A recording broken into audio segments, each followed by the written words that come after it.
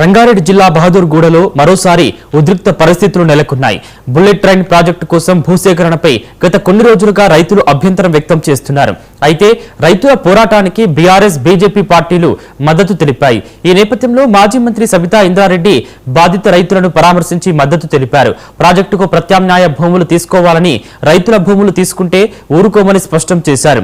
సాగు చేసుకుంటున్న రైతుల ఇబ్బందిని పెట్టొద్దని వ్యాఖ్యానించారు. రైతులను కబ్జాదారులు అనడంపై తీవ్ర అభ్యంతరం వ్యక్తం చేశారు.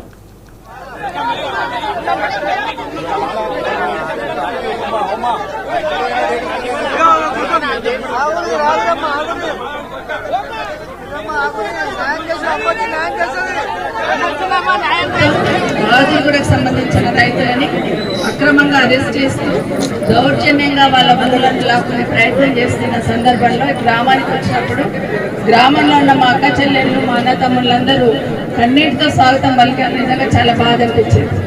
ఊరు బయటకు వచ్చి అమ్మాయి ఎట్లయిపోతుంది మా బతుకులని పట్టుకొని ఏడుస్తూ ఉంటే నిజంగా చాలా బాధ అనిపిస్తుంది.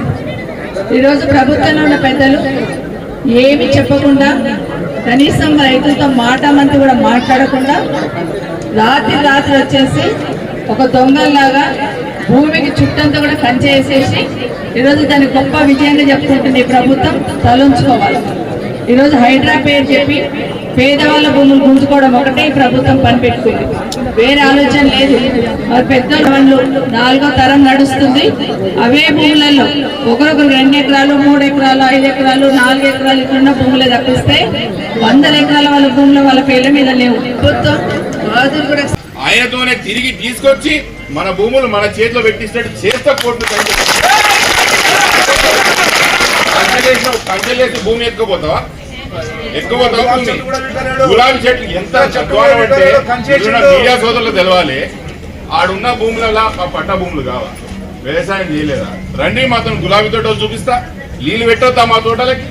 గేదెలు కూడా నీళ్ళు పెట్టనియారా? ఎంత